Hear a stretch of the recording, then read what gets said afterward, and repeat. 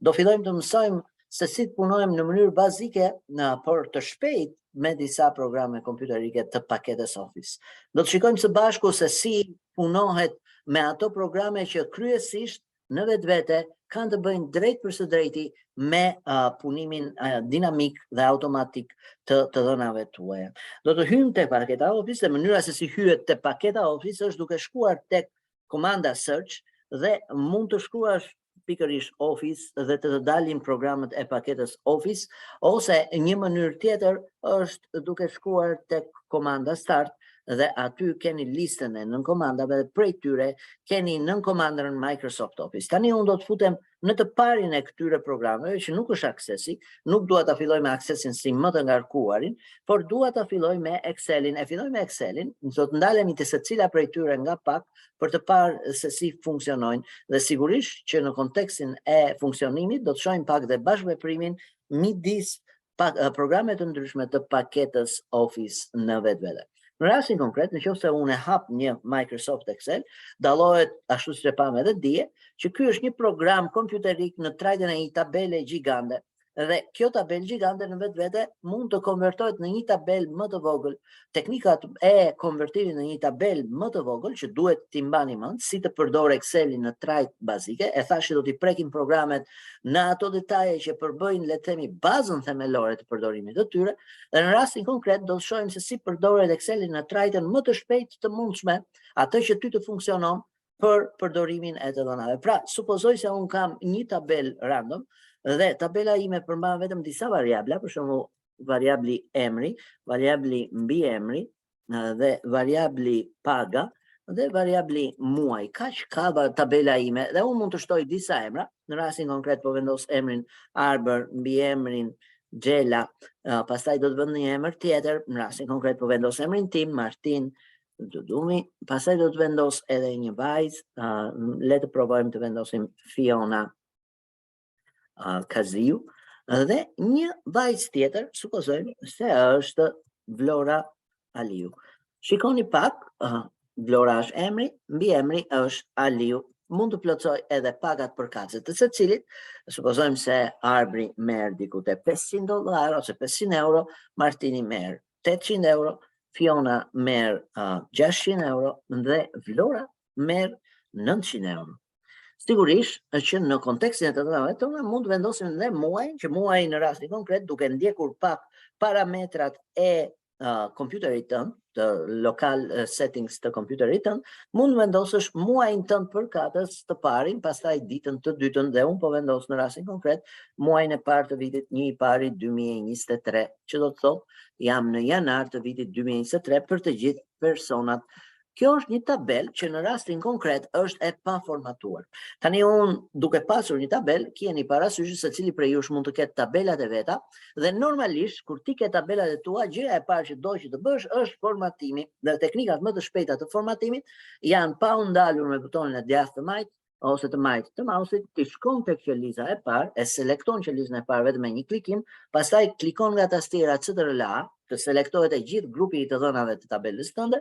dhe gjithë formatimi kryhet në pjesën e nën komandave poshtë komandës home, ku në njërën krah keni tipin e shkrimit, keni madhësinë e shkrimit, keni nga ana tjetër butonat të cilët e zmadhojnë ose e zvoglojnë një shkrim, keni theksimin e shkrimit, keni tipin e kontureve, keni ngjyrën e mbushjes së qelizave, ngjyrën e shkrimit. Pra nëse unë do doja të bëja një formatim të shpejtë të këtij elementi, gjëja e parë që do të merrja do të merresha me konturet, pra e selektoj të gjithën, pra vetë CTRL-A e selektoj të gjithën dhe pasi e ke selektuar, kam opsionet tek borderat, tek konturet, të zgjedh konturet e mia dhe i them all borders dhe shikoni që mua më shtuan të gjitha borderat përkatës. Tani nëse unë dua të ndryshoj pak kokën e tabelës, asaj mund të ndryshoj në rastin konkret ngjyrën, fillin, atë që është pjesa kryesore, pra mund ta ndryshoj me një theksim ose pa theksim, mund të ndryshoj tipin e ngjyrës së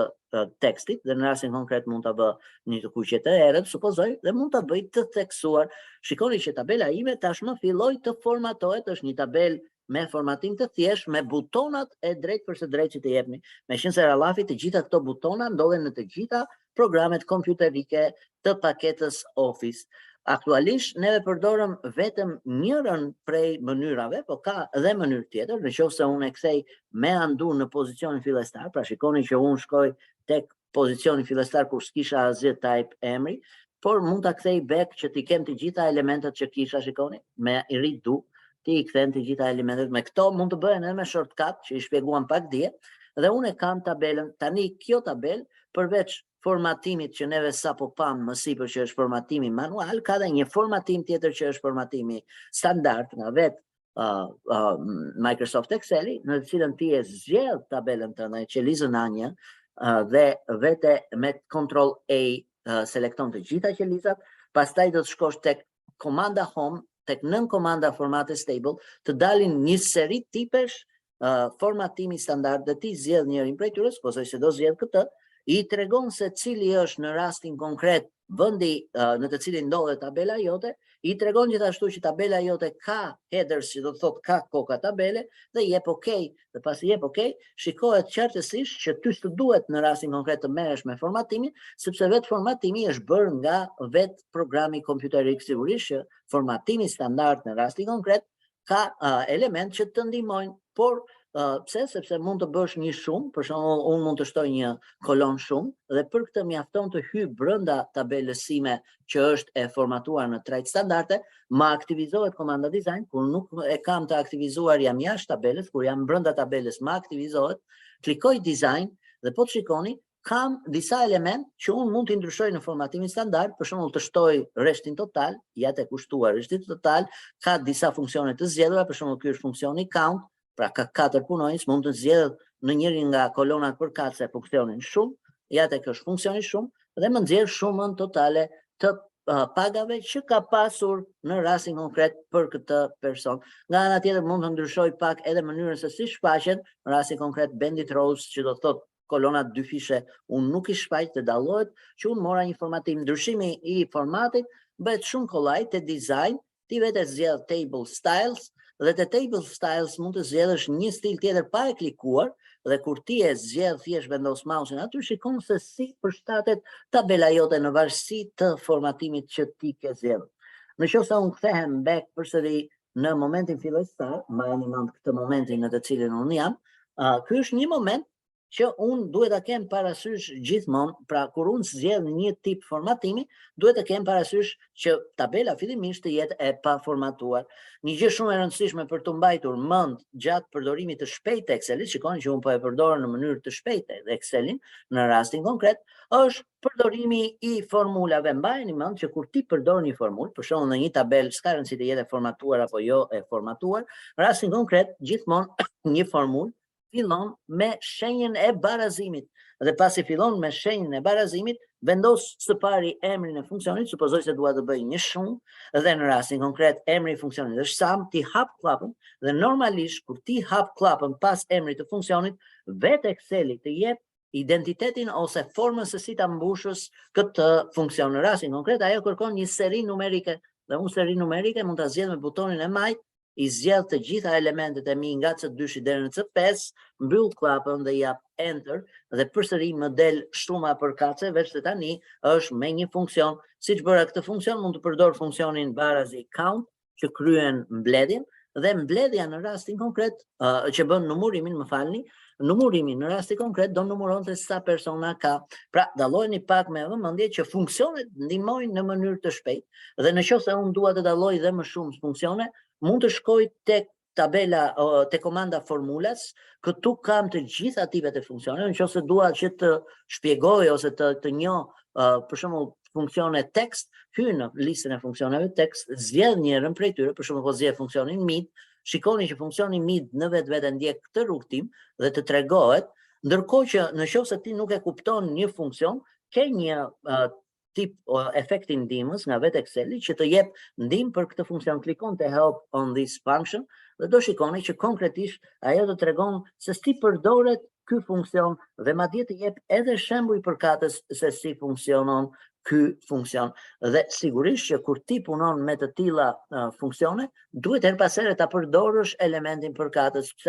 të ndihmës, sepse ai në vetvete të jep më tepër dritë rreth asaj që je duke bërë. Pra kjo është mënyra se si përdoren funksionet dhe si funksionet tekst, ke edhe disa tipe funksionesh të tjera, siç është funksioni date and time, funksioni lookup and reference, funksioni math and trick, të cilat përdoren masivisht në punën tënde. Sigurisht që në qoftë se ju doni që të shikoni më tepër për funksionet, mund të ndiqni një video që unë kam bërë për funksionet në Excel dhe ta shikoni se si kanë funksionuar. Unë thjesht dua të bëj një kalim të shpejtë të programeve kompjuterike të paketës Office, që secili prej jush të ambientohet në mënyrën e shpejtë të punuar, përveç kësaj që është komanda e funksioneve. Nga ana tjetër është një komandë tjetër që merret me grafikët, dhe grafikët ose elementet e tjerë objekte që shtohen në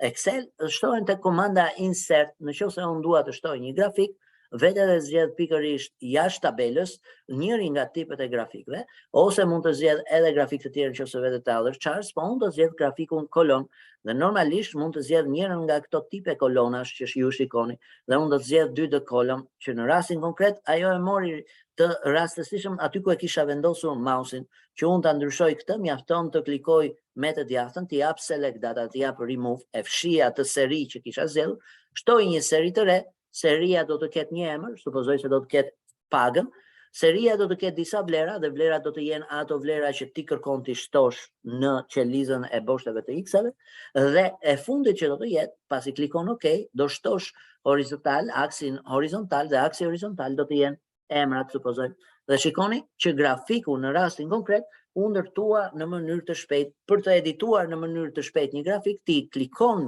mbi serin, dhe pasi klikon mbi serin, shikon që ka një formul që të lidh boshtin e x-eve dhe boshtin e y-eve. Boshti i x-eve është A2 deri në A5, ndërsa boshti i y-eve është C2 deri në C5. Këto ti mund të ndryshosh në dy forma, duke i lëvizur pikërisht elementet e zgjedhur. Pra shikoni që mu bë C4 në rastin konkret, po edhe emrin duhet ta bëj nga ana tjetër A4 që të ruajnë të njëjtën linjë, ose për ta zgjeruar e tërheq me butonin e majt poshtë, si për emrin edhe për pagën, dhe dalloni pak me vëmendje që mua mu shtua në rastin konkret për grafikun. Sigurisht që të gjitha këto gjëra që sapo përmenda e kthejnë punën tënde në Excel shumë të thjeshtuar. Një tjetër gjë që dua të shpjegoj për mënyrën tënde të punuarit në Excel për thjeshtësi pune, patjetër që është edhe bashkëpunime me programet e tjera kompjuterike të paketës Office, siç janë Wordi apo PowerPoint. Normalisht ti kur punon në Word ose PowerPoint,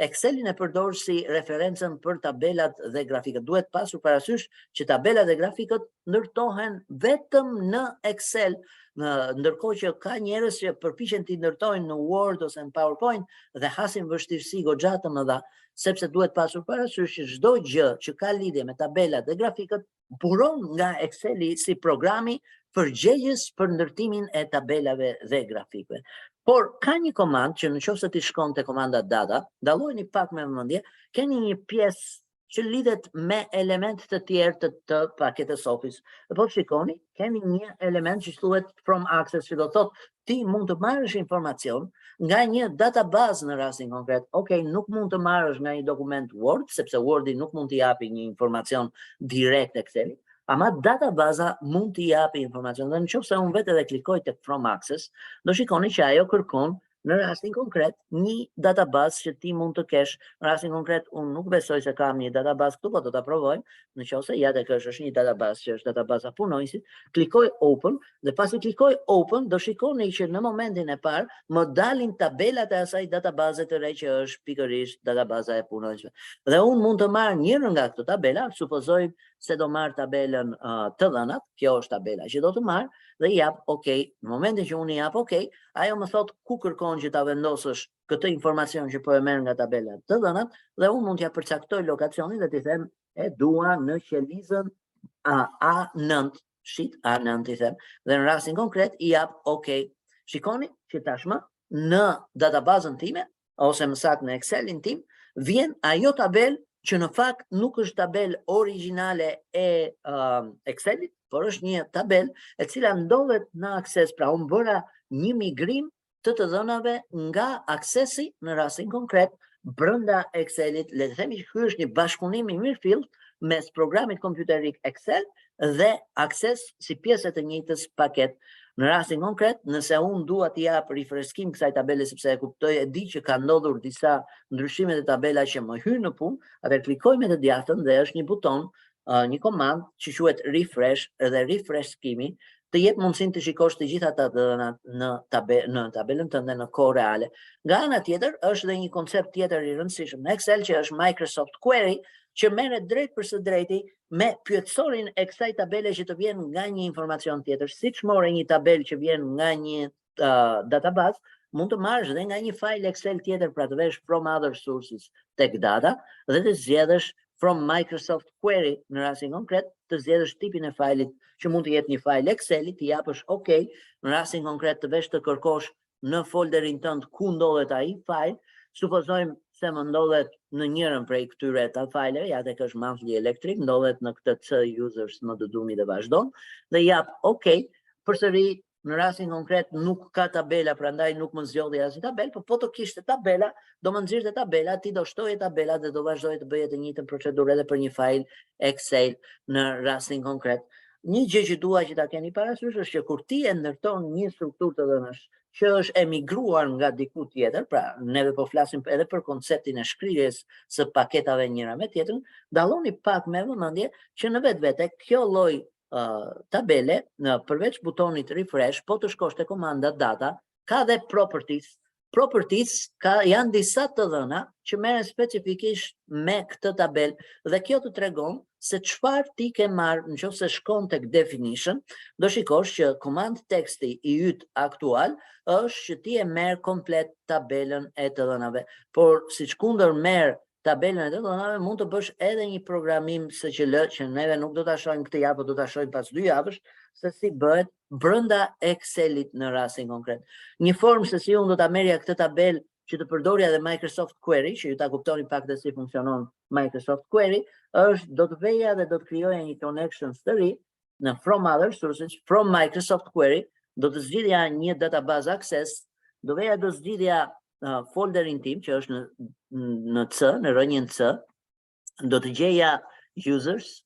sepse aty është pathi im, më të dumi që është elementi im, desktopin, do të veja te një folder treqësh, do të zgjidhja punojnësit ACCDB që është databaza ime, do të klikoja OK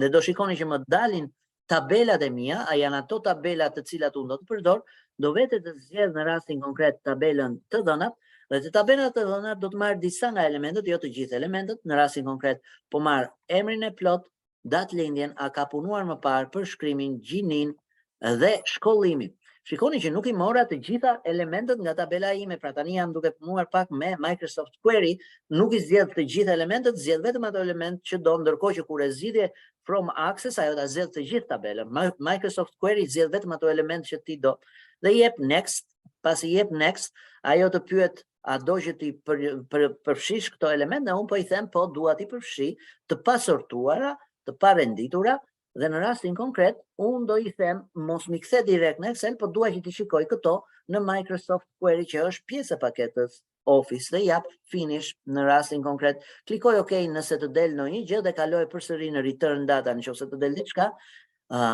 Kam përshtypjen sepse për shkak se ne e kemi shtuar një herë si tabel, tani nuk na e kanë nxjerr elementin përkatës, kam përshtypjen se po. Për këtë arsye nuk na e nxjerr. Sepse kjo lloj tabele është e lidhur dhe me tabelat të tjera. Pra është shumë e vërtet që ti duhet ta përdorësh me referencë përkatëse. Por kjo është mënyra se si funksionon Microsoft Query. Pra ti zgjedh element nga një tabel dhe nuk zgjedh le të themi komplet tabelën, që sigurisht të hyjë në punë. Neve në rastin konkret, tabela që e kemi zgjedhur është i lidhur dhe me tabelat e tjera, kështu që informacioni nuk na vjen, por ja tek është Microsoft Query në rastin konkret, që na ka dalë përkatësisht të gjitha këto elemente. Nëse unë filloj dhe shtoj, gjë që ajo nuk më lejon sepse kjo tabela që unë kam zgjedhur është e lidhur me tabelat e tjera, do të jap no dhe nuk dua që ta kem këtë element. Kjo tabelë është e lidhur me tabelat e tjera dhe nuk e lejon kryerjen e operacioneve brenda Excelit për shkak se në Access është e lidhur me databazat të tjera dhe në vetvete nuk mundesh ta bësh atë opsion. Por për opsionin tuaj, për referencën tuaj, sigurisht që mënyra për të lidhur një Microsoft Query ishte shumë e thjeshtë të zgjedhësh databazën tënde. Sigurohu që të tabelat që do të marrësh apo të dhënat që do të marrësh të mos jenë të ndërlidhura në databazën origjinale, sepse nuk do të lejonte të bësh asnjë query në vetvete. Pra kjo është një kriter që duhet ta kesh parasysh. Një gjë tjetër e rëndësishme, një query mund ta fshish, dhe është shumë e thjeshtë ta fshish, duke klikuar në të gjithë atë dhe duke selektuar gjithë informacionet dhe duke klikuar delete nga tastiera. Një tjetër element i shpejt për të përdorur në Excel është filtrimi dhe sortimi. Mjafton të kesh një tabel me koka, siç është rasti konkret, që kemi kokat e tabelës, shkon te komanda data, është një komand filter, dhe do shikoni që në kokën e tabelës del pikërisht elementi filter dhe filtri të lejon të bësh filtra manual. Filtrat manual janë filtra që ti hyn dhe i selekton elementet që do të shfaqesh. Dallojeni pak që elementet nuk fshihen, por fshehen. Pra është diçka tjetër, ti shikon vetëm rreshtin 3 dhe 4, por nuk shikon rreshtat e tjerë. Nëse unë dua ta heq një filter, i jap clear filter, por sikundër filtra manual ka dhe filtra jo manual që janë filtrat automatik. Dhe filtrat automatik janë për shembull nëse jenë në filter numerik, se mund të jetë filter numerik, filter data, filter text ose filter ngjyre. Në rastin konkret, unë kam një numerik dhe unë mund t'i jap këtu kushtin përkatës dhe t'i them për shembull më jep të gjitha ato numra ose paga të cilat janë më të mëdha se sa 700 euro, vendos numrin 700, klikoj OK dhe shikoni që ajo më nxori aktualisht vetëm 2 paga që janë më të larta se sa 700 euro, sepse këtë i dash jap clear filter për pastrim, mund të aplikoj dhe më shumë se sa një filter, pra supozoni se unë do aplikoj filtrin e parë më të madhe se sa 600 dhe njëkohësisht pasi kam aplikuar këtë filter mund të aplikoj dhe një filter tjetër, text filter, i them që përmban shkronjën më, pra pres që të jetë emri Martin aty dhe shikoni që tani mua më nxjerr nga gjithë ajo tabel vetëm këtë informacion që është emri im përkatës, pra jam Martin Dumi me pagën 800 euro. I jap clear filter për pastrimin e çdo elementi të filtrit dhe le të themi që në vetvete kemi prekur pak edhe filtrimin. Nëse ti ke ende filtra të aktivizuar, në mënyrë më e thjeshtë për të aktivizuar çdo filtr, kliko te com, shkoni tek sort and filter dhe keni një komandë që quhet clear dhe të pastrohet çdo gjë nga filtrat që ti ke. Ndërkohë që një element tjetër i rëndësishëm është sortimi ose renditja brenda Excelit dhe sortimi ose renditja brenda Excelit, sigurisht që në rastin konkret përdor filtrin, po të vesh dhe të klikosh te sort A to Z. Dhe nëse ti thua sort A to Z, ajo do bëj një renditje nga shkronja A deri te shkronja Z, në të kundërt do të bënte nga shkronja Z te shkronja A, pra vendoset vlora e para ndërsa arbri i fundit. Sikundër mund të rendisësh edhe numerikisht ose edhe në data nga më e madhja tek më e vogla ose nga më e vogla tek më e madhja. Janë gjëra të cilat janë praktike. Në kontekst, ky është Exceli, kjo është paketa e Excelit e përdorur në mënyrë të shpejtë, pra nëse unë do doja të dija disa koncepte bazë që më hynë në punën time drejt për së drejti me Excelin. Përpos Excelit, e radhës që do të shikoja si program kompjuterik i paketës Office është Microsoft Wordi. Do të futem në Microsoft Word, mjafton të shkruash te search dhe të hapet një dokument Wordi dhe po të vini re, le të themi që vetë struktura ndërfaqja nuk ndryshon përveç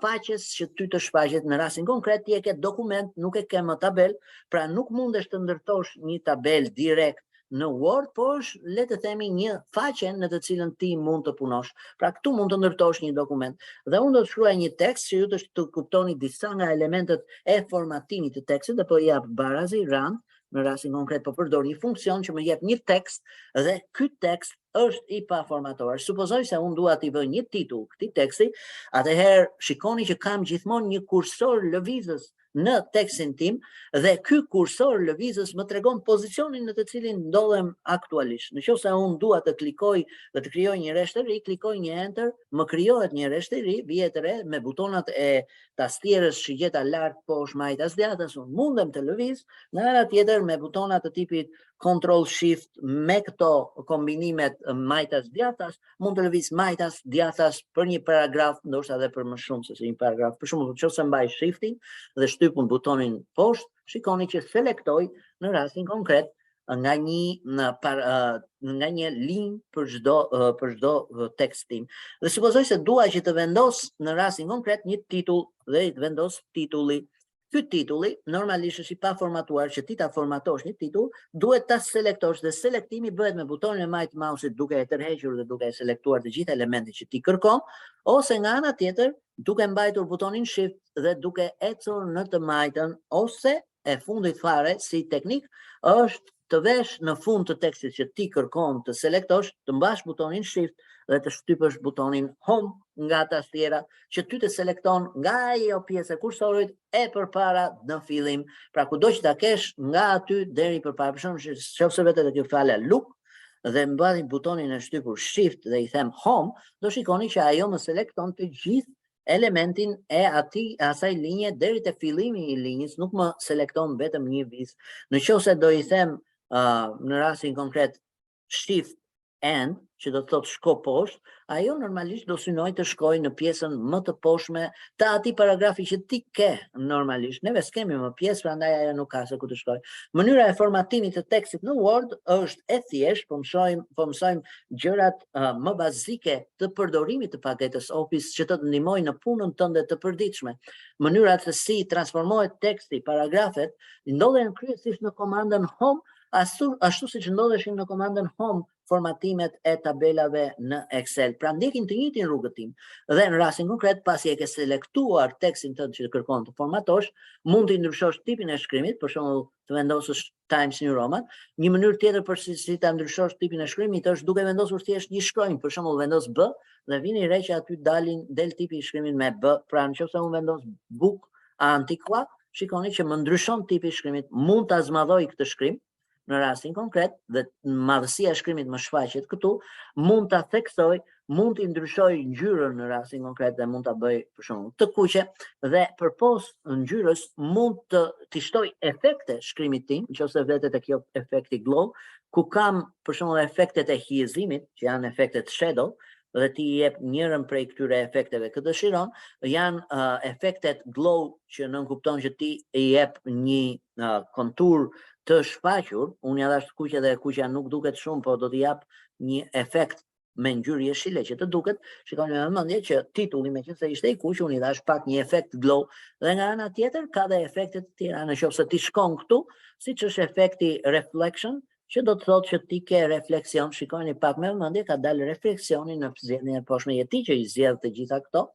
dhe patjetër që ndihmojnë në rastin konkret. Nga ana tjetër, përpos elementit që merret drejt përse drejti me shkrimin, është dhe një element tjetër që merret me paragrafimin dhe njëkohësisht me vendosjen e tekstit, orientimin e tekstit brenda këtij dokumenti. Nëse unë vetë edhe zgjedh për shembull e dua në qendër, ajo ma lëviz në qendër, nëse e dua në të djathtë, në lëviz në të djathtë, në të majt, ma lëviz në të majt. Nga ana tjetër ka disa elemente të tjerë që është pikërisht kjo pjesa këtu që thot line and paragraph spacing, që përcakton se sa do ta kesh madhësinë e hapësirës nga një paragraf në tjetrin. Dhe nëse unë vetë edhe zgjedh 2 paragrafe, këto janë 2 paragrafet e mia, unë mund të shkoj tek kjo komanda line and spacing dhe të hyj tek pjesa remove spacing ose add spacing ose line spacing options. Pra hyj në një dritare. Nëse klikoj tek kjo dritare, shikoni që më del se si janë aktualisht të vendosura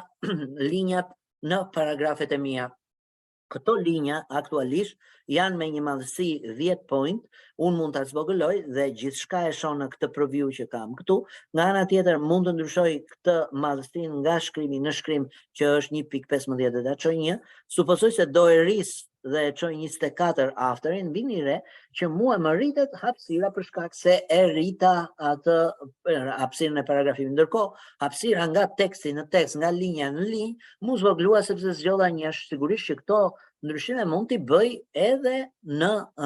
numrat që unë I kam të shfaqur tek ai element përkatës. Përpos kësaj, një gjë tjetër e rëndësishme është numërzimi ose pikëzimi I tekstit tënd. Pra supozon se ti ke disa element përkatës, që janë këto elementet këtu, janë 3 fjali dhe ti do që ti pikëzosh, mjafton të shkosh tek paragrafi te komanda home dhe keni atë pjesë që quhet pikëzimi bullets, klikon aty dhe do dalin pikat përkatëse. Këto pika sigurisht që mund të lëvizen duke I mbajtur me butonin e shtypur të majtë të mouse-it, shikoni me vëmendje që në rastin konkret e çon në pozicionin që ti do, ose mënyra e dytë është me anë të vizores të aktivizuar në paketën e Word-it, që në vetvete kjo vizore të lejon ty ta lëvizësh në një formë apo në tjetër tekstin tënd apo linjën e pikave të tua. Përveç kësaj gjëje, pikat mund të ndryshohen si formula, si formate, në qoftë se shikon të shigjeta, dhe të zgjedhësh një tip pike tjetër, më falni, ose të zgjedhësh një tip pikëzimi tjetër, mjafton të zgjedhësh një nga simbolet që dëshiron, për shembull, nëse unë dua këtë simbolin këtu, vetë klikoj OK, jap OK dhe do shikoni që më ndryshon simboli përkatës, më ndryshoj dhe ngjyrën dhe gjërat e tilla, i kisha të gjitha opsionet, mjafton të klikosh këto, të vesh të shigjeta, kam define new bullet dhe dalloni pak që simboli në vetvete ka elementet përkatës, nga ana tjetër ke edhe tipin e shkrimit në rastin konkret që mund t'i zgjedhësh një ngjyrë për shembull të kuqe, dhe ajo ngjyrë e kuqe do aplikohet në rastin konkret për simbolin tim që unë kam zgjedhur, për çdo lloj simboli që ti ke zgjedhur në rastin konkret. Po përveç simboleve ose pikave, keni edhe numrat që janë në krah të pikave. Nëse unë klikoj tek numrat, shikoni që më del numërzimi, dhe numërzimi ka të bëjë me listat, të cilat janë listat vazhduara 1, 2, 3, ose lista që ti i fillon me një renditje që ti e kërkon. Për shembull mund të jetë define new number format, zgjedh një tip formati, për shembull mund ta zgjedhësh 1, 2, 3 me numra normal, dhe në rastin komplet klikon OK dhe shikon që ndodhin të gjitha këto. Përpos kësaj mund të zgjedhësh edhe një renditje që ta fillosh ti nga një numër që do, zakonisht ti e fillon nga 1, por mund të duash ta fillosh nga 4 po them, dhe të vazhdoj 5, 6, 7, shikoni pak më ndjet që ti e ndryshon aty ku do, dhe ky është pikëzimi. Nga ana tjetër, një gjë shumë e rëndësishme për të mbajtur mend është edhe identimi i teksteve të tua, pse kryeradha është në vetvete një koncept i cili na shfaqet në mënyrë të vazhdueshme gjatë përdorimit të Microsoft Wordit. Pra, jo në pak raste ti kërkon që të lësh një kryeradhë ose të bësh një rresht kryeradhë, dhe dalloni pak që në listën e komandave të shpejta keni pikërisht këto komanda që quhen decrease intent ose increase ident. Pra nëse unë jap increase ident, shikoni që vetë paragrafi kalon edhe bëhet ident. Një formë tjetër se si mund të bëhet kjo është me butonin tab nga tastiera, që do të thotë bën lëvizjen e elementit tënd përkatës, që unë po jap andu sepse dua të qëndroj në linjën fillestare. Sigurisht që në kontekstin që ne përshojmë, neve i japim një vlerë asaj pune që bëjmë. Nga ana tjetër, mund të ndryshojmë formatin atij shkrimi që është kryesor për neve, titull apo gjë ngjashme, e selekton dhe në stilet që ti ke te komanda home, zgjedh saktësisht për shembull heading 1 që do të thotë koka kryesore e një dokumenti, dhe shikoni që ajo u bë në atë format që ti ke zgjedhur si heading 1. Sigurisht që këto do të hyjnë më mbrapa në punë gjatë krijimit të referencave të ndryshme që ti do të bësh, nuk do të ndalemi. Nëse doni të ndalemi për krijimin e referencave, do i sugjeroja të ktheheshit mbrapa në disa video që kam krijuar për krijimin e referencave. Tani, një gjë tjetër e rëndësishme që është për të marrë parasysh ndërsa punojmë me Wordin, është edhe krijimi i tabelave në Word. Sigurisht që unë e thash që krijimi i tabelave në Word mund të bëhet, por nuk është aq i thjeshtë për të mbajtur në kontroll, sepse vetë programi Word nuk është një program, le të themi, i trajtës siç e kërkojmë neve. Pra, në rastin konkret, unë do kem probleme të rënda me krijimin e tabelës. Megjithatë, mund ta testoj veten time dhe të krijoj një tabelë Word, por gjëja e parë që dua të provoj është një grafik. Dhe në rastin konkret do të shkoj te grafiku, te charti, do vetë të klikoj chart, dhe do shikoni që mua më del standardi i Excelit. Pra në rastin konkret, përdoret elementi grafik që Exceli ka të integruar, jap OK, dhe do shikoni që në vetvete menjëherë sapo e bën këtë, edhe pse je në Word, ajo automatikisht ta hap një faqe Exceli, e cila kjo faqe Exceli realisht nuk është një faqe reale Exceli, por është një template që të përdoret për grafikun tënd, dhe ajo të jep edhe tipin e grafikut. Dhe në rastin konkret unë mund të ndryshoj kategoritë, dhe t'i them kategoria 1, të vendos numrat e mi, për shembull 3, 5, 2, të vendos disa emra në seri, për shembull të vendos serin Martin dhe serin Arbër, supozojmë se është kjo, do fshi serin e tretë, selektoj kolonën e fshi delete, puna që po bëj tani është në Excel. Nuk jam duke punuar në Word, dhe po të shikoni automatikisht ndryshimet vinë në Word pikërisht nga Exceli. Pra ky është një bashkëveprim i Excelit me Wordin dhe dallohet që unë po të bëj një ndryshim në këtë fajl ndihmues Excel-i, sigurisht që ai reflektohet në mënyrë të menjëhershme në grafikun tim, pra po të fshi për shembull kategorik të jap delete, në rastin konkret shikoj që mua më shfaqen vetëm elementet e tabelës mi. Për ta aktivizuar këtë fajl Excel-i që më është krijuar, mjafton të klikoj në fushën e bardhë, ta mbyll këtë element në rastin konkret dhe shikoni që tani kam pikërisht atë që dëshiroja, një grafik të krijuar, po ky grafik nuk ndodhet në Word. Sigurisht që dokumentet e Wordit shoqërohen vazhdimisht nga vendosja edhe ky objekt konsiderohet një karakter. Normalisht përderisa konsiderohet karakter, nëse ti vete në fillim të këtij objekti do shikosh kursorin që pulson dhe nëse ecën vetëm një karakter do shikosh që ky konsiderohet një karakter dhe është fundi i karakterit që kursori pulson. Nëse ti do që ta bësh të lirë, sepse aktualisht ti nuk e lëviz dot këtë element, këtë objekt, atëherë duhet të shkosh tek ky objekt, të aktivizohen pasi ke klikuar këtë objekt komanda design, layout edhe format, dhe në rastin konkret ti mund të zgjedhësh pikërisht komandën format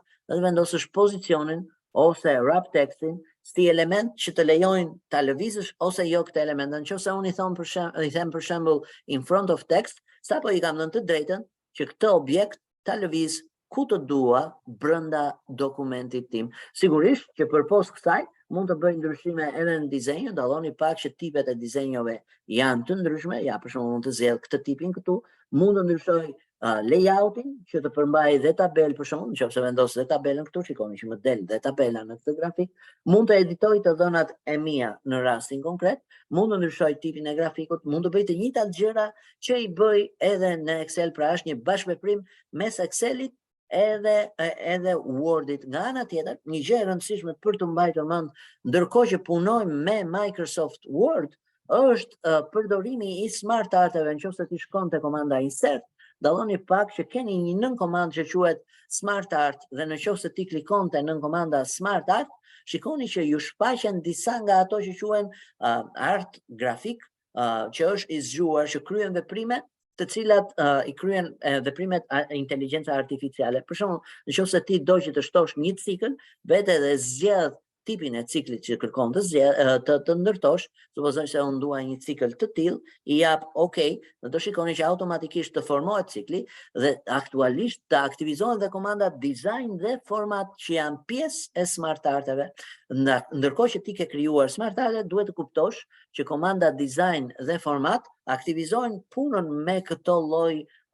grafike, me këtë lloj arti. Për shembull, në rastin konkret, nëse unë dua të shtoj një element në ciklin tim, kam në listën e komandave brenda të komandës design, add shape, dhe shikoni që më shtohet një element përkatës. Nëse dua që ta heq, mjafton që ta klikoj delete dhe ai fshihet, pra selektoj dhe e bëj delete. Nga ana tjetër, mund të shtoj pika brenda tekstit tim, që do të thotë mund të shtoj sa pika të dua brenda tekstit tim me ballët, i fshiva disa element. Nga ana tjetër, mund të bëj ngritje në detyrë ose ulje në detyrë në varësi të pozicionit. Kjo është më shumë ngritje në nivel ose ulje në nivel. Zakonisht përdoret më shumë në elementet e organigramave, pra nëse vetë të morë layouts dhe zgjedh një organigram, që organigrama është hierarkia. Shikoni pak me vëmendje, nëse do jeni nesër në një kompani, me siguri do përballeni me këtë që quhet një organigram. Dhe duket që të gjithë njerëzit janë në të njëjtin nivel, supozojmë se këtu do jetë menaxheri 1, pastaj do të kemi menaxherin 2, e kështu me radhë mund të çtoja sa menaxher të dua, ja ky është menaxheri 3. Dhe po e lëmë me 3 menaxher, po e fshi të fundit, janë 3 menaxher, kjo është një organigram konkrete. Nëse unë dua të ndryshoj parametrat e kësaj organigrame që njëri nga këta menaxher të bëhet drejtues, mjafton ta selektoj këtë menaxher përkatës dhe në rastin konkret t'i jap add shape dhe sigurisht që në rastin konkret ai e bëhet drejtues i një varësi, pra supozojmë se ky është varësi 1 dhe pastaj ti mund të shtosh edhe më shumë varësi, sa shkon tek menaxheri jot, i jep add shape dhe shikoni që tashmë shtohen dhe më shumë varësa përkatës. Nga ana tjetër, këtë po e shënojmë varësi 2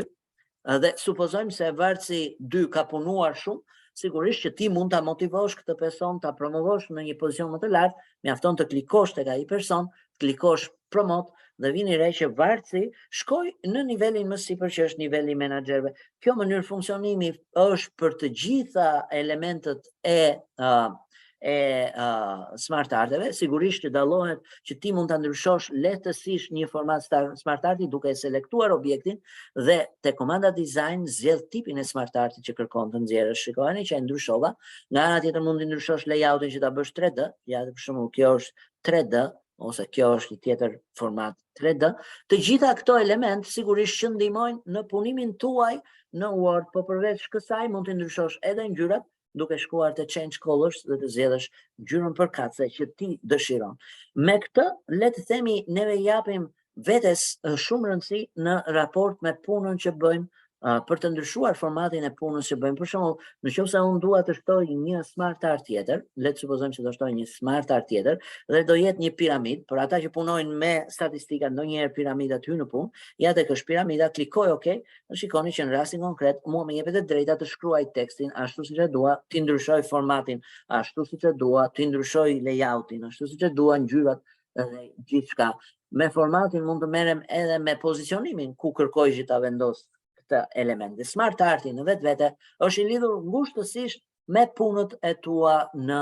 elementet përkatës brenda Wordit. Një tjetër gjë e rëndësishme për të mbajtur mend në Word si teknikë shpejt për të përdorur janë headerat dhe footerat, që janë pjesët të cilat vizoria i tregon si të hijezuara, që tregon janë pjesë jo të printueshme nga dokumenti yt, ama ti mund t'i bësh të printueshme duke përdorur atë që quhet header and footer, që nuk janë gjë tjetër veç se koka e dokumentit tënd dhe fundi i dokumentit tënd. Dhe nëse unë vetë dhe klikoj në kokën e dokumentit tim me double click, më aktivizohet header dhe nëse shikoni është aktivizuar dhe footeri përkatës nëse ti kërkon të shkosh në footerin përkatës, pra mjafton që unë të zbres poshtë dhe shikoni që më është aktivizuar edhe footeri. Headeri normalisht mund të zgjedhësh një nga tipet e headerëve, sepse në momentin që e ke aktivizuar headerin, në atë moment të aktivizohet dhe komanda design. Kur nuk e kishe të aktivizuar, komanda design është e çaktivizuar, por nëse unë vetë edhe bëj double click, shikoni që tani jam në kushtet që unë e kam në vetvete atë element përkatës të cilën dua të kthej në header dhe ja të vetë të zgjedh një header për të parë pak se si funksionon. Dhe ja tek është për shembull zgjodha këtë, ju keni datën, ju shkruani titullin dhe nga ana tjetër nëse shkojnë në footer përkatësisht mund të vendosni një footer që përmban shkrimin tekstin tënd përkatës, mund të vendosësh emrin, mund të vendosësh dhe numrin e faqes. Këtu është anglisht, mund ta ndryshosh dhe ta bësh faqe dhe përkatësisht normalisht ajo të vazhdoj sa herë që ti punon, nëse klikon Ctrl Enter të formoj faqen e parë. Dhe nëse do të shkoja në fund të kësaj faqe së dytë, do shikoja që do të kisha faqen e dytë dhe kam krijuar në këtë mënyrë header dhe footer. Një gjë e rëndësishme për të mbajtur mend e fundit për Wordin dhe të hyjmë tek PowerPointi si programi i tretë i paketës Office, pra do bëjmë një kalim të thjeshtuar në të gjitha ato gjëra që juve praktikisht mund t'i përdorni në paketën Office gjatë punës tuaj. Sigurisht që ka koncepte shumë të gjëra se kaq, por unë dua që të ndalen në ato gjëra që janë më thelbësore dhe që mund të ndihmojnë në mënyrën se si e punoni dokumentin tuaj. Tani jemi në fazën në të cilën her pas here të duhet të kërkosh ose të zvendësosh gjëra. Për shembull, ke një dokument, dhe dokumenti ka një shkrim përkatës, supozojmë se është kjo, dhe mendoj se dua të ndryshoj një fjalë ose të kërkoj një fjalë. Nëse unë dua të kërkoj një fjalë, nga tastiera mund të klikoj butonin CTRL-F, i cili merret drejt për së drejti me kontroll. Pra, nëse unë vetë të shkruaj te navigation tani fjalën home, do shikoni që ajo do gjej të gjitha fjalët dhe do t'i bëj highlight të gjitha fjalët që janë home. Nëse unë dua të ndryshoj fjalën home me fjalën away, supozoj, atëherë në rastin konkret do vetë të klikoj te komanda home, tek ajo nën komandë që quhet replace, që është e ngjashme me komandën find, veçse në rastin konkret do të dalë një dritare që të thotë çfarë kërkon të gjesh, dhe unë do i them do më gjesh komandën me tekstin home dhe do ma zvendësosh me tekstin away, që do të thotë me fjalën larg, dhe jap replace all, që më bën të gjitha zvendësimet, jap yes dhe jap OK çdo elementi që mua më del. Në rastin konkret kudo që kisha fjalën home, mu bë away. Shikojeni pak, këtu ishte fjala home dhe këtu ishte fjala home, tani e kam away. Janë mënyra teknika të thjeshta të përdorimit të komandës find replace. Dhe sigurisht që përpos këtyre ka edhe elemente të tjerë, siç është për shembull përcaktimi i kontureve të fletës, nëse shkoj tek page layouti, mund të përcaktoj si e dua fletën, e dua në trajt portreti që do të thotë vertikale, apo e dua në trajt horizontale që është landscape që do të thotë që trajt i jep në një trajt horizontale. Zakonisht kjo është një zgjedhje që duhet ta bësh që në fillim, duhet të zgjedhësh edhe tipin e letrës, që mund të jetë A4, A3, mund të jetë A5, varet se çfarë zgjedh. A5 është gjysma e A4-s, A4 është letra normale që neve shikojmë për masa 297 mm gjatësi dhe 210 mm gjerësi. Pra në vetvete ti e zgjedh që në fillim, nga ana tjetër zgjedh edhe margins që janë pikërisht ato elementet e printueshëm që neve folëm pak më përpara. Kemi zgjedhur margins normal, sepse ato le të themi të lejojnë një dokumentim normal. Dhe përpos kësaj, sigurisht që ka dhe element të tjerë, mund të shtosh shumë gjëra, por këto janë bazat e Microsoft Wordit që ty të shërbejnë gjatë punës tënde me Microsoft Word. Po e mbyllim Microsoft Wordin dhe do të hapim programin e tretë kompjuterik që në rastin konkret në paketën Office është Microsoft në rastin konkret Microsoft PowerPoint. Mjafton të shkruash Microsoft P dhe të del Microsoft PowerPoint dhe kur ti e ke hapur Microsoft PowerPointin, do të shikosh që ajo do të fillojë direkt punimin me një slide përkatës në rastin konkret. Dhe unë nuk do të ndalem shumë gjatë që të shpjegoj konceptet e PowerPoint, sepse PowerPointi merret me shumë koncepte të prezantimit. Në rastin konkret do ju tregoj se si bashkëveprojnë programet kompjuterike njëra me tjetrën dhe në rastin konkret do shikoni se si bashkëvepron edhe PowerPointi me Excelin apo Wordin. Në PowerPoint, ndryshe nga Exceli dhe nga Wordi, ti çdo gjë që shton e ke objekt dhe objekti karakterizohet nga disa element që quhen element të modifikimit. Për shembull, po të shikoni ka konture të cilat të lejojnë ta zmadhosh, ta zvoglosh, ta zgjerosh dhe ta ngushtosh një objekt. Nga ana tjetër janë elementet rrotullues që të lejojnë ta rrotullosh dhe nga ana tjetër përfundimtare për disa shape ose objekte të veçanta mund të kesh dhe element transformues. Për shembull, nëse unë do veja dhe do zgjidhja një shape dhe ky shape do të ishte ky njeriu me fytyrë, ky njeriu është i buzëqeshur, normalisht po të shikoni, kur ti e selekton, mjafton të klikosh në atë objekt, keni edhe një kontur me ngjyrë të verdhë, që ajo përbën elementin transformues që nëse ti vetë edhe klikon e mban butonin e majt të mouse-it të shtypur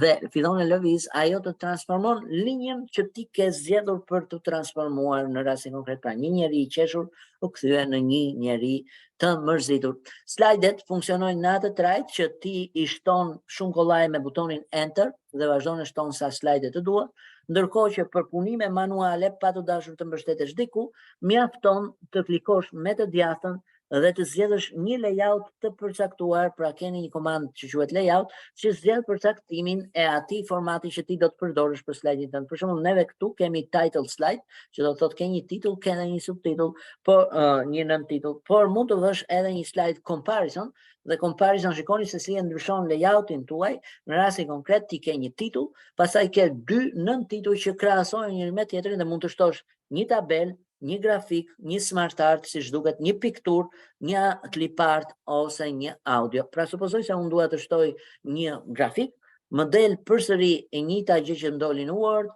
tani do futem përsëri në Excel, bëj të njëjtën gjë dhe nuk kam nevojë që ta shpjegoj përsëri sepse e kuptova se si funksionon bashkëveprimi mes programeve kompjuterike. Ndërkohë që në këtë pjesën tjetër mund të shtoj një tabel dhe ajo të pyet sa është numri kolona dhe sa është numri rreshtave, ti e përcakton 5/2 për shembull dhe ajo e shton tabelën dhe në momentin që ka shtuar tabelën në të njëjtën trajt, edhe në Word ndodh kjo gjë, të është aktivizuar komanda design për tabelën, e cila është e ngjashme me komandat që përdoren brenda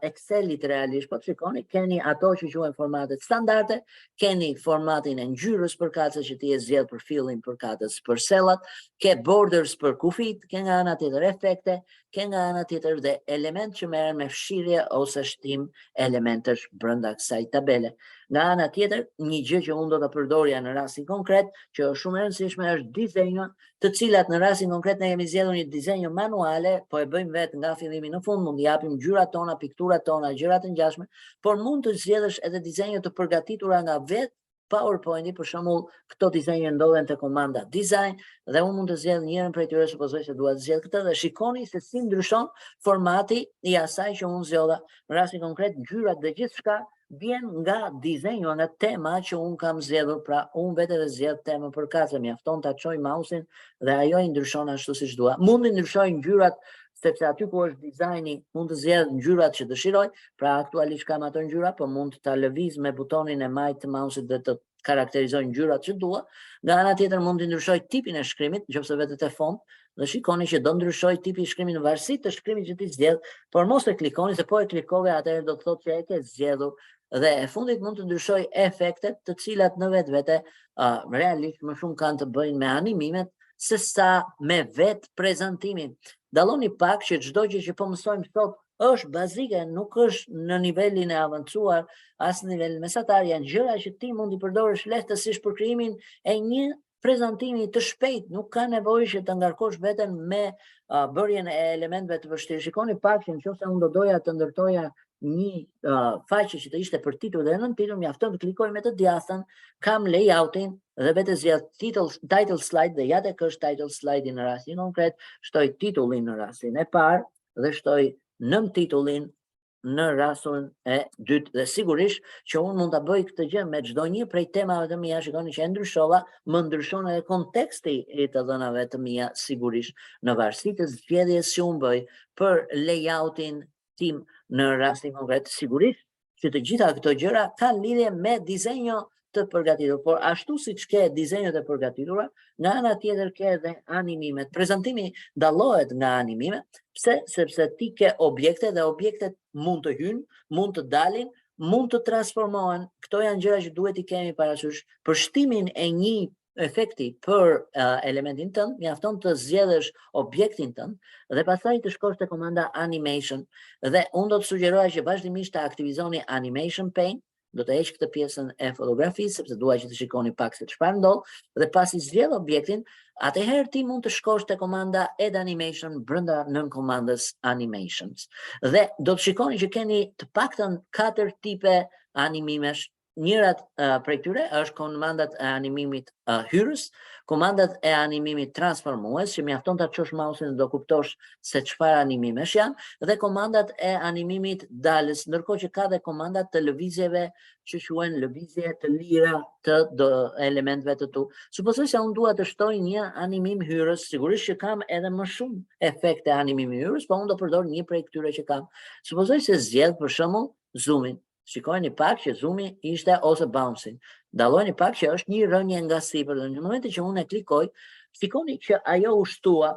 dhe kur u shtua ky animim, ky është radha e parë e veprimeve kur unë ta kaloj në prezantim, sigurisht do filloj prezantimi pikërisht me këtë element që është animimi i parë. Me klikim, dallojeni pak që është me klikim. Nëse unë dua të fus dhe të dytën, por që të më vi më njëherë pas së parë dhe e zgjedh e objektin e dytë, e selektoj, shkoj tek add animations dhe i jap animimin e dytë në rastin konkret. Përsëri e kam me klikim. Nëse unë nuk e dua me klikim, si të më filloj me klikim çdo gjë, por e dua pas tjetrës, më afton të zgjedh aty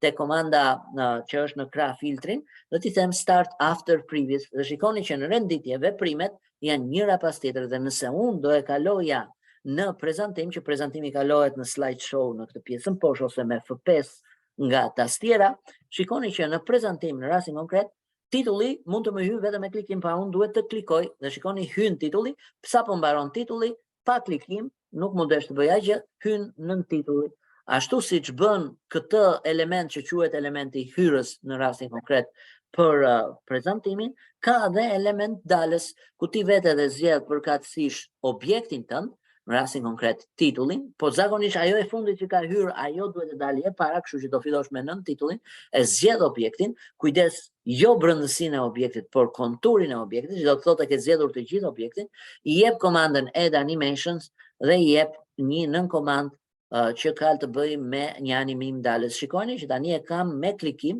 nën titulli del me klikim dhe më zhduket, pastaj kam titullin, zgjedh objektin titull, vetet e komanda add animation dhe i jap një nën komandë dalëse përsëri dhe përsëri do ta bëj pas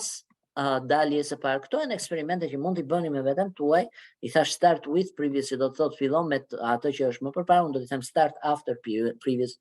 Ndërkohë, një kohë e efektit mund të zgjasë, aktualisht këto kohë janë të përcaktuara, por ti mund ta ndryshosh kohën duke klikuar me të djathtën dhe është një nën komandë që quhet timing, që në rastin konkret ti e ke 2 sekonda, por mund ta vendosësh më shumë, për shembull mund ta vendosësh 5 sekonda dhe ajo zgjat 5 sekonda, ose në rastin konkret për nën titullin mund të përcaktosh edhe një kohë tënde personale, pra nuk e zgjedh nga kohët që ty të shfaqen këtu, por thua e dua të dali për 10 sekonda. Pra shruan numrin 10, jep OK, dhe shikoni që tashmë unë kam të përcaktuara shumë sakt se kur fillojnë dhe kur mbarojnë elementet hyrës dhe dalës në prezantimin tim. Pra hy me klikim tek titulli, nën titulli hyn vet pa klikim pas titullit, pastaj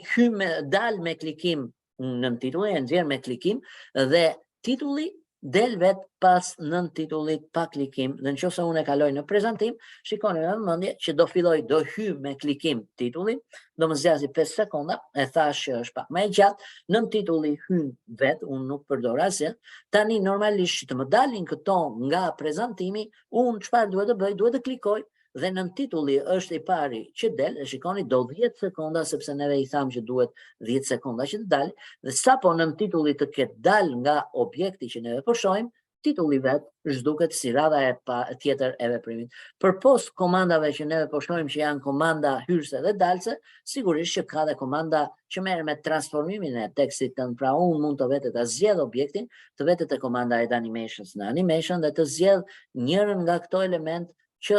thot pikërisht enfazim, dhe supozojmë se enfazimi ose transformimi më duhet ta fus në mes në rastin konkret, ose që do më filloj direkt pas hyrjes së titullit dhe supozojmë se jap after. Shikojeni pak që ky enfazim ka një kohë, do ja rris kohën përkatëse nga 0,5 sekonda do ta bëj 5 sekonda, është në fakt një transformim i ngjyrës së tekstit tim dhe në rastin konkret kur un jam i futur këtu mund t'i jap effect options që ti t'i japësh me ngjyrën përkatëse që dëshiron. Në rastin konkret mund të ketë një ngjyrë tek effect options që kam përshtypjen se ky lloj animimi që ne kemi zgjedhur nuk e ka, por në rastin konkret ajo do ndryshoj ngjyrën në varësi të asaj gjëje që ti ke zgjedhur. E tham që do filloj menjëherë mbrapa. Pra tani nëse kaloj në prezantim, klikoj për të hyrë titulli, do shikoni që titulli do të hyjë në rastin konkret, hyri titulli, pasi hyn titulli, menjëherë fillon transformimi i ngjyrës së titullit, pra u bën nga një ngjyrë kuqe në një ngjyrë jeshile, kjo është tipi i efektit, dhe pastaj hyn në titull dhe kështu ti je në brendësi të animimit. Kuptohet që prezantimet në vetvete mund të jenë të shumë llojta, unë po ju tregoj një formatim, një animim të shpejt ose një prezantim të shpejt që është brenda programit PowerPoint. Nëse ti shkon dhe i jep komandën new, do shikoni që keni shumë tipe dizenjosh që i ka përgatitur vetë PowerPoint, po supozoj se unë do zgjedh sample template dhe te kjo sample template supozoj se do zgjedh një quiz show që është për shembull për ata që duan të ndërtojnë një quiz, do luani me shokët tuaj dhe shikojeni që këtu është ndërtuar një element përkatës që është një prezantim. Nëse unë do ta klikoja prezantimin të plot, do shikoni se si janë përdorur gjithë elementet që unë sapo shpjegova. Fillon, pastaj fillojnë dhe përdoren efektet përkatëse. Shikoni që bëri enfazim ose transformim të tekstit true. Tani është what is the name of our galaxy, pra është një pyetje, kemi një quiz show të ndërtuar dhe ty të dalin me radhë përgjigjet dhe përgjigja del me efekt hyrës sigurisht, dhe pastaj pyetja e radhës ja tek është përsëri me efekt hyrës dhe të jepet dhe përgjigja. Në rastin konkret, çfarë është inercia, është përsëri një pyetje, pra janë pyetjet e një quizi dhe shikoni që me anë të efektit zhduken ato elementë që nuk janë të vërteta dhe mbetet vetëm elementi i vërtet, pra me anë të efekteve dalse. Pra unë po ju tregoj një shembull se si janë përdorur elementet brenda kësaj, ose kjo që tregon cilat janë lidhjet, shikoni. Dhe ajo shfaq elementet përkatës, janë me animimet e gjitha. Nëse do të shikoja animimet, do shikoni në këtë slajdin e fundit, pra ta kaloj në pjesën këtu, do të shkoja tek animations, do të hapja animation pane për rastin përkatës dhe sigurisht që ky është një format që ja tek të tregon që do të dalin pikërisht ato element që neve kemi përcaktuar, që na mbetet vetëm njëri nga elementet që është ky këtu, ndërkohë që të tjerat janë të përcaktuara për të dalë. Pra me animime ti mund ta bësh prezantimin tënd si të duash në formatin që ti do. Të gjitha këto që ju shikoni këtu janë objekte, është një tip prezantimi dhe prezantimi në vetvete duhet pasur kujdes që të ndjekej të njëjtën linjë, të njëjtat ngjyra, mos e teproni me ngjyra dhe me gjëra të ngjashme me këto. Sigurisht që arritëm të shikonim edhe programin Microsoft PowerPoint, tani do të kalojmë në programin e katërt. Dhe programi i katërt, po e mbyllim PowerPoint, është Microsoft Accessi i katërti i programeve që do të shohim. Kemi edhe një program tjetër të fundit që do të shohim që është Microsoft Publisher. Me këto do ta mbyllim sot konceptin e shpjegimeve bazike të gjithë programeve të paketës Office që vijnë në ndihmë juve. Sigurisht që unë do të futem tek një folder dhe do të gjej atë database që ishte punonjësit, sepse më duhet një database e gatshme që juve të kuptoni pak si funksionon një file Accessi. Në vetvete Accessi nuk merret as me tabela, as me grafika, as me gjëra të ngjashme, po merret me databazën. Pra është një database, databaza karakterizohet nga tabela dhe ju siç e shikoni, këtu keni shumë tabela dhe këto tabela në vetvete kanë disa karakteristika. Mënyra se si krijohet një tabelë është duke shkuar te komanda create dhe ti ndërton tabelën përkatëse tek kjo pjesë që është table. Kur ti e klikon table, do shikoni që ju formohet tabela e re, madje ju del edhe në listën e tabelave në pjesën anësore që është tregon objektet tuaja, dhe për ta ruajtur një tabelë ti klikon me të djathtën, i jep save dhe ruan emrin e tabelës. Për shembull, emri i tabelës do të thotë, po vendos emrin tim, Martin, dhe kur i bën këtë gjë, klikon OK dhe shikoni që Martin u shtua në listën e tabelave. Mirë, po tabela juaj nuk ka asnjë variabël dhe për sa kohë nuk ka asnjë variabël, ti mund t'ia shtosh variablën duke klikuar me të djathtën te tabela jote dhe duke klikuar te komanda Design View. Kur ti kalon te komanda Design View, sigurisht që futesh në entitete të cilat përcaktojnë kokat e tabelës tënde ose variablat e tabelës tënde që janë ndryshore të tabelës tënde. Pra mund të kesh një variabël ID dhe po të shikoni ka një çelës. Arsyeja pse e ka atë çelësin është për shkak se ti mund ta përdorësh këtë variabël unik dhe të pa duplikuar dhe jo null, që do të thotë është një variabël që karakterizon tabelën përkatëse. Për shembull, ne njerëzit mbajmë karta personale identiteti, ato kartat personale të identitetit kanë një numër personal që është unik, nuk është i duplikuar, nuk mund ta ketë askush tjetër dhe nuk mund të jetë null, nuk mund të jetë blank, bosh. Pra në rastin konkret, prandaj ti e vendos ID-n. Ky ka një tip variabli, pra në rastin konkret nëse do klikoja te tipet e variablave, këto janë të gjitha tipet e variablave. Tipet e variablave mund të jenë tip text, tip memo që do thotë tekst më i gjatë, tip numerik që do thotë një numër që mund të jetë numër i plot ose me presje, tip dat, tip llogari, valut ose tip auto number që do thotë një numër që vazhdon vetë nga Accessi, tip logjik po ose jo. Nga ana tjetër janë dhe disa tipe të tjera të cilat me kalimin e kohës, për ata që duan, mund të sugjeroj videon e Accessit që të futeni dhe ta shikoni në thellësi se çfarë bën saktësisht dhe si krijohet një file në Access. Dhe unë supozoj se do ndërtoj një tabel vetëm me 3 të dhëna, kemi ID-n, kemi emrin dhe gjinia.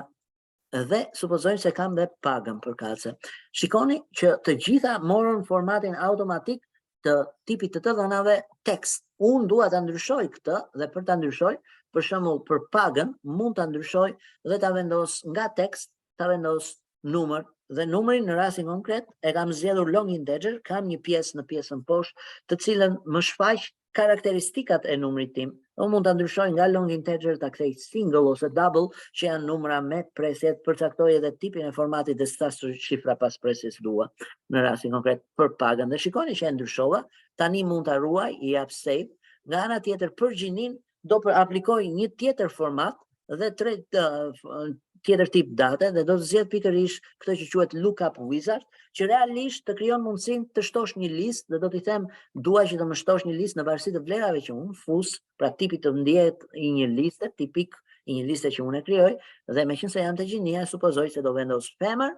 dhe mashkull nga gjinia, jap next dhe shikoni që do e limitoj në rastin konkret që të jetë vetëm në këto dy vlera të mos më shkojnë në vlera të tjera, jap finish. është komanda text, po nga ana tjetër ka edhe një lookup këtu poshtë që është femër dhe mashkull. Pra unë kam krijuar një tabelë që është tabela Martin dhe po t'i jap save dhe po ta kaloj nga design view që është dizenjo, është modelimi, ta kaloj në data sheet view që do të thotë është vendi ku hidhen të dhënat, unë tani mund të hedh emrin përkatës, se supozoj se hedh emrin Martin. Shikoni që ID-a u mbush vetë sepse është auto number tipi. Gjinin mund ta zgjedh nga lista që kam krijuar femër mashkull dhe mund të them mashkull dhe pagën në rastin konkret mund ta hedh si vlerë 230.5. Më lejon të hedh 230.5 sepse e kam single, po të mos ta kisha single, po ta kisha integer, që do të thotë numër të plot, nuk mund të hidhja 230.5 dhe kështu vazhdimisht krijohen tabelat. Pra nëse unë do ta mbyllja këtë tabelë tani, do shkoja te tabelat të dhënat, do shikoni që pikërisht këtë logjik kam përdorur te tabelat të dhënat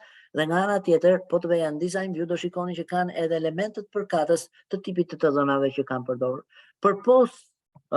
tabelave, një tjetër gjë e rëndësishme te Excel si është queryt. Queryt në vetvete nuk janë gjë tjetër veç se pyetësor që ti i bën tabela dhe unë po e krijoj queryn me komandën create dhe keni një nën komandë që quhet query design. Kur ti e hap query design, një dritare të thotë cilën tabelë do marrësh që ti bësh pyetje. Dhe unë do t'i them do më marrësh tabelën të dhënat dhe jap add. Do shikoni që kur ti i jep add, në listën e tabelave që ti ke zgjedhur të shtohet tabela që ti sapo selektove dhe në atë tabelë të shfaqen të gjithë variablat. Ti tani zgjedh variablin që dëshiron, për shembull unë dua të zgjedh emrin e plot, dua të zgjedh edhe shkollimin, kaq dua të zgjedh nga kjo tabelë. Për të gjetur të dhënat ose për të parë të dhënat, mjafton të klikoj run dhe shikoni që më dalin emrat përkatëse të tabelës të dhënat dhe shkollimi përkatës. Nëse unë dua të bëj pyetësor edhe më të ngarkuar që t'i vendos kriter, për shembull e dua shkollimin që të përmbaj BSC, i vendos BSC yll, që do të thotë në rastin konkret e vendos vetëm BSC, ka nevojë ta vendosim yllin, pra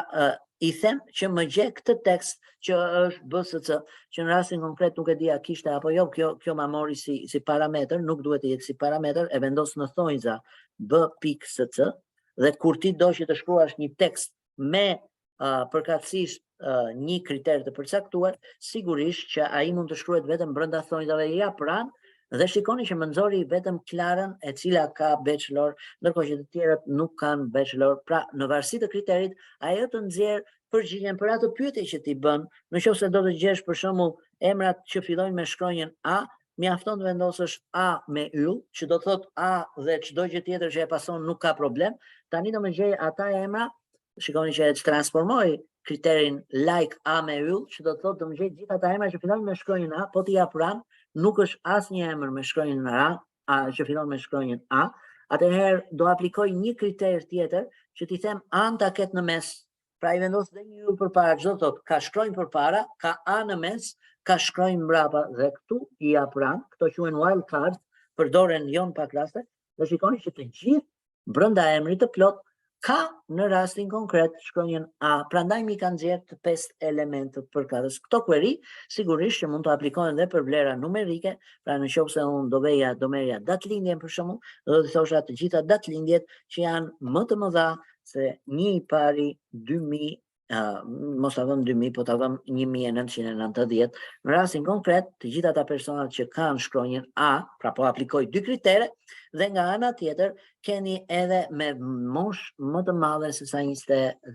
33 vjeç në rastin konkret. Dhe shikoni që dolën 2 persona, një i vitit 95 dhe një i vitit 2000 që kanë emrat e tyre shkronjën A. Pra çdo pyetje që ti bën, querya e zbaton në rastin konkret dhe ti mund t'i ruash queryt me komandën save, ti vësh emrin përkatës dhe sigurisht që ato pasi t'i ruash do të dalin në listën e queryve të tua.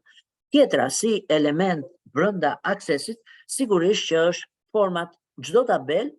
mund të ketë një formë të përcaktuar në të cilën ti të hedhësh të dhënat. Pra nëse ti e ke krijuar tabelën, normalisht kur bën double click ti mund ta hedhësh të dhënën edhe në këtë formë që e krijon vetë Accessi. Po ka dhe mënyra të tjera që ti mund të krijosh forma dhe ti klikon te tabela, shkon te komanda create dhe në listën e nën komandave të tua ke një nën komandë që quhet form dhe kur jep blank form, do shikoni, blank form do të thotë form e bardhë. Ne nuk duam një blank form, nga është gabim të zgjedhësh një blank form, po mund të zgjedh një form të përcaktuar nga këto more forms dhe unë mund të zgjedh për shembull split form. Shikoni që ajo më formon një form të re dhe unë mund t'i hedh të dhënat pikërisht në këtë formë të re, mjafton që ta kaloj si form view me të djathtën. Dhe në momentin që ti e kalon si form view, tani mund të hedhësh të dhëna, ja dhe keni këtë, shtoj një të dhënë të dhe, new blank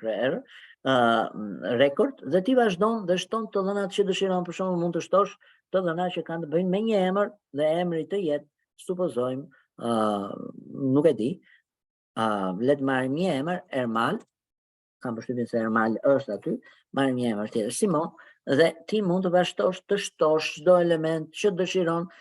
Ja dhe mbi emri, shikojeni që ky është variabël i kalkuluar, ti nuk e shkruan, ti ecën vetë, këtu mund të çekosh që bëhet me anë të atyre variablave që ju kam shpjeguar pak më përpara, tipit të variablave që ti ke,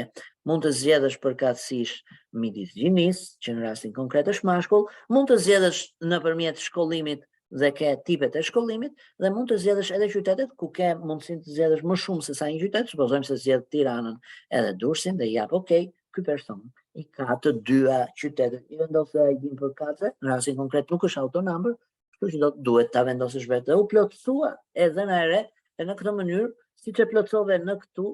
ti mund ta plotësosh edhe këtu dhe du kalon nga një buton në tjetrin me butonin tab, nga një rekord në tjetrin me butonin tab dhe e plotëson. Pra, supozojeni se krijove një rekord të ri, fillon me ID-n, i thua 7, pastaj vazhdon me butonin tab, i jep emrin përkatës dhe emri supozojmë se është Lean.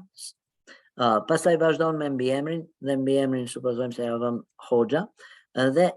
datëlindjen, që datëlindjen mund ta zgjedhësh pikërisht nga kjo pick date, po e bëjmë shumë të vogël, sigurisht i 2023-shit, a ka punuar më parë, po e lëm jo, po do e lëm jo, për shkrimin nuk po shkruajmë që është tip memo kjo, gjinia do zgjedhim mashkull, shkollimin do zgjedhim, le të supozojmë i ulët, dhe qytetet ku ka punuar mund të zgjedh Prishtinën në rastin konkret e shikoj, okay, dhe dallohet që unë mësova të punoj edhe me format. E fundit që mbetet për të punuar, edhe ruajtja e formave, sigurisht që bëhet me save dhe vë emrin përkatës dhe ty të del në listën e formave të tua. E fundit që mbetet për të punuar është raportet. Raportet sigurisht që vinë drejt për së drejti nga tabelat, pra jo në pak raste do të duhet që të punosh dhe me raportet, që raportet lidhen me një tabel ose me një query ose me një formë të përcaktuar. Për të nxjerrë një raport në komandën create keni atë që quhet report, dhe nëse unë marr tabelën të dhënat, e klikoj atë dhe jap report, do shikoni që ajo më nxjerr një format raporti. Ky në rastin konkret është në format layouti, klikoj me të djathtën dhe i them print preview, dhe kjo është formati që do printohet për tabelën time. Pra ky është i printuar, quhet raport, sepse në rastin konkret ti e bën të editueshëm. Bie të re që nuk e ka dhënë të gjithë tabelën, atëherë je i detyruar ta bësh landscape, që do të thotë ti shfaqi të gjitha tabelat, të gjitha elementet përkatës, mund ta transformosh në design view, që të dalin të gjitha të dhënat në një faqe të vetme, pra ty të jep edhe drejta të transformosh mënyrën se si funksionon raporti yt, mjafton të shkosh dhe të bësh zvoglime, zmadhime të elementeve të raportit tënd. E në këtë mënyrë ti mund të ruash raportin tënd, i klikon save dhe pasi i klikon save i jep emrin përkatës dhe raporti do të dalë në listën e raporteve. Për shembull, ky raport i pagat po ta hapun. Tani shikojeni, është një raport që unë e hapa në layout view, po ta hap në print preview, që jo është ajo që do të printohet për çdo emër të plot, në rastin konkret dalin pagat për çdo muaj. Pra janë raporte që të ndihmojnë ty në varësi të queries që ke zgjedhur ose tabelës që ke zgjedhur, elementet që ti do. E me këtë, mbyllim Microsoft Access si programin e parafundit që do të shohim për sot, dhe do të shohim programin e fundit që është Publisher nga paketa Office. Dhe unë do të zgjedh një në search Microsoft Pub, mjafton të shkruash Microsoft Pub dhe të del Microsoft Publisher. Ky lloj programi merret me publikimet dhe ju sugjeroj që ta përdorni vazhdimisht kur doni të ndërtoni publikime të ndryshme. Në momentin që ti e hap, sigurisht që do përballesh me zgjedhjen e formatit që ti kërkon të zgjedhësh. Keni template të përgatitura. Supozoj se unë dua që të ndërtoj një ftesë. Atëherë kam një pjesë që quhet invitation cards, vetë e zgjedh atë. Shikoni që ju dalin disa tipe ftesash në listën e ftesave që ju keni për event, për party, për dhe nga ana tjetër të boshatisura. Unë mund të zgjedh njërin prej tyre, pra supozoj se do zgjedh një wedding shower ose wedding shower ty. Vetë e zgjedh atë pasi e zgjedh, do shikoni që në krahun e djathtë, në rastin konkret, në krahun e djathtë do ju shfaqen karakteristikat e kësaj ftese që ti ke zgjedhur. Pra, publikimi në vetvete merret me element që ti i merr të gatshëm përpara se ti ndërtosh vesh. Sigurisht që mund të ndërtosh vesh, dhe unë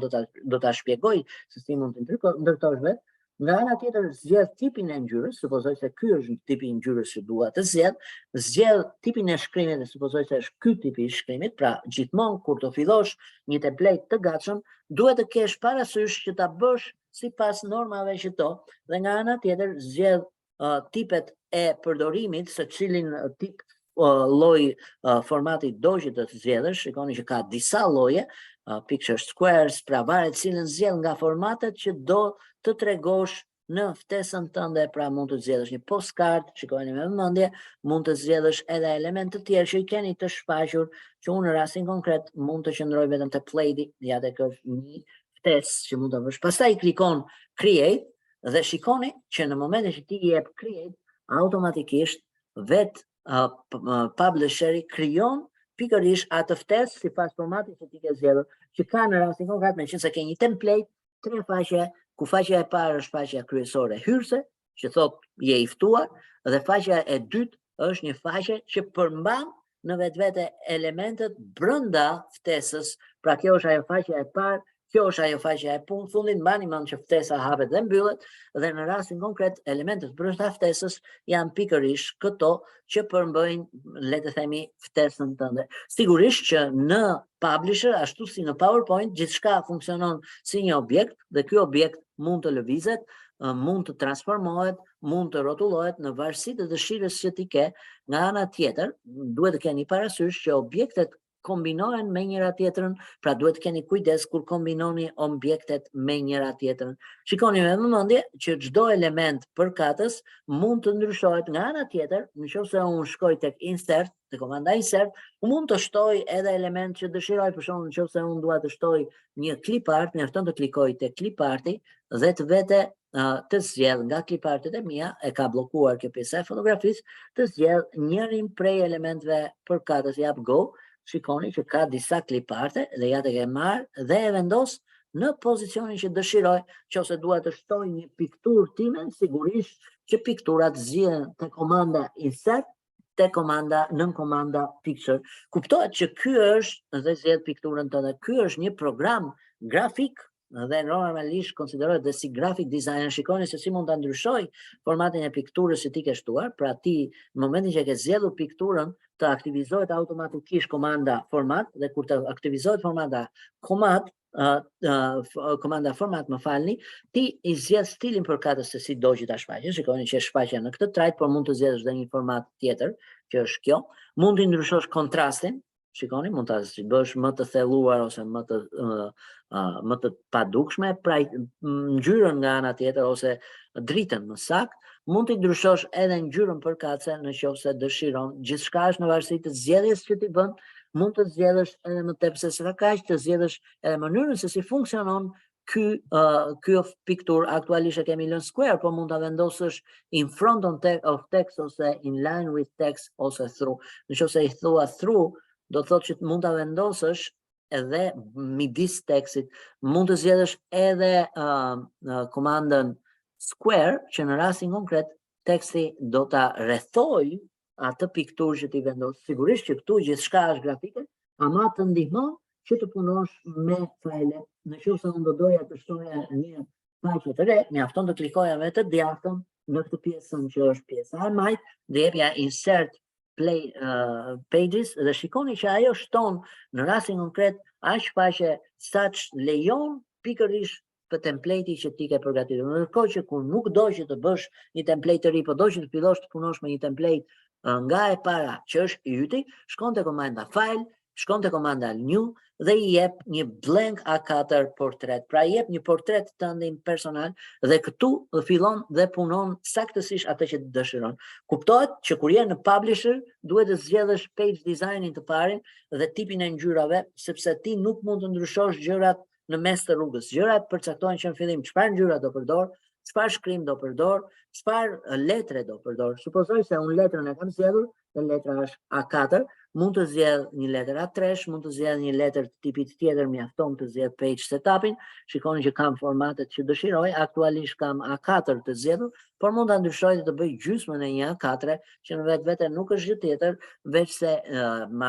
gjerësia 21 cm dhe gjysma e lartësisë, pra kjo është një A5 në vetvete. Shikojeni me vëmendje që këtë letër që unë kam zgjedhur në rastin konkret mund t'i përcaktoj një tip ngjyre të përcaktuar dhe tani mund të ndryshoj edhe templatein për katës duke klikuar te change template të marr një nga templatet që vetë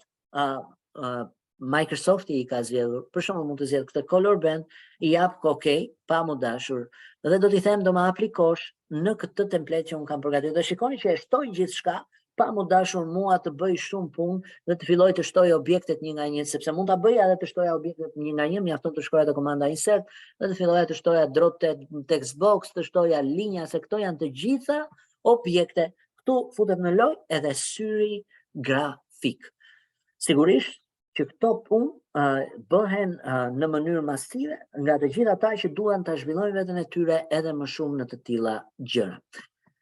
Me kaq e mbyllim një shpjegim të plot të këtyre 5 programeve në ditën e sotme. Sigurisht që nesër do të ndalemi në gjëra të tjera, në gjëra që ndërthurin pak le të themi Outlook-un nga njëra anë dhe nga krau tjetër kompleksitetin e programeve të tjera të paketës Office që neve nuk i kemi parë, por që na hyn në punë gjatë përdorimeve të kësaj pakete.